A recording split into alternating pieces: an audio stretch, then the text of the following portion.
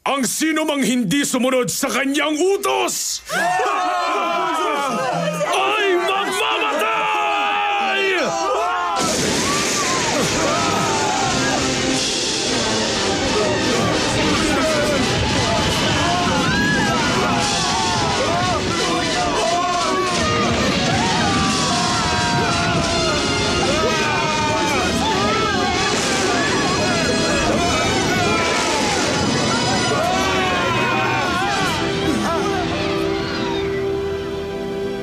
At ang galit ng Panginoon ay sumiklab laban sa Israel. At upang patunayan kung susundin nila ang mga utos o hindi, hinayaan niyang maglakbay ang lahat sa ilang ng 40 taon. Hanggang sa lahat ng henerasyon na gumawa ng kasamaan sa mata ng Panginoon ay naubos na. Ngunit hindi pa lumalabo ang paningin ni Moises, o kaya ang kanyang lakas ay hindi pa nawawala. At umakyat siya mula sa kapatagan ng Moab papunta sa bundok ng Nebo. At ipinakita sa kanya ng Panginoon ang lahat ng bayan na nasa kabila ng ilog Jordan. Nagagalit sa akin ang Panginoong Diyos dahil hindi ko siya sinunod ng nagkagulo dahil sa tubig. At sinabi niya sa akin, pagmasdan mo ang bagong bayan sa iyong harapan. Ngunit hindi ka makatatawid dito sa ilog ng Jordan. Kung ganon, dito lang ako. Tinawag ako ng Panginoon, Sephora. Mag-isa lang ako. Tingnan mo, Moises.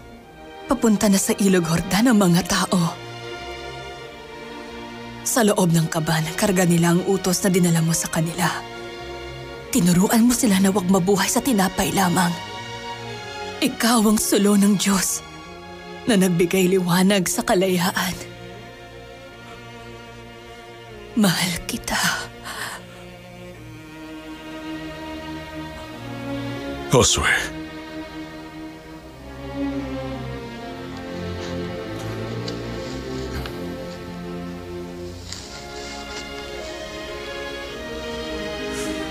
Josue, inaatasan kita at pinalalakas kita dahil magtutungo ka sa Jordan para pamunuan ang mga tao. Para sa akin at sa aking pamilya, maglilingkod kami sa Panginoon. Mered, akin ang mga libro. Eleazar, ilagay mo itong 5 mga aklat sa kaba ng tipan, sa tabi ng mga bato ng 10 utos, kung saan ibinigay sa atin ng Panginoong Diyos.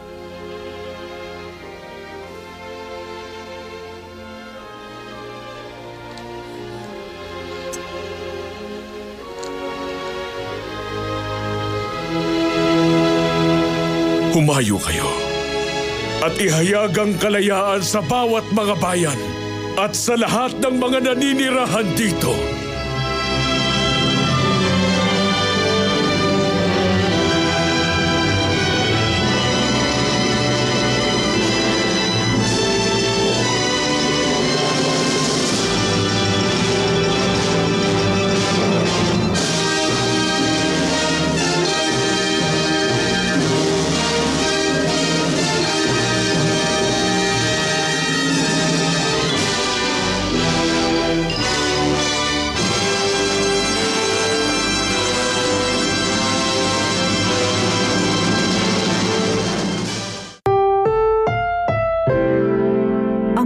Ito ay rated SPG. Striktong patnubay at gabay ng magulang ang kailangan. Maaaring may masiselang tema, lengguwahe, karahasan, sexual, horror o droga na hindi angkop sa mga bata.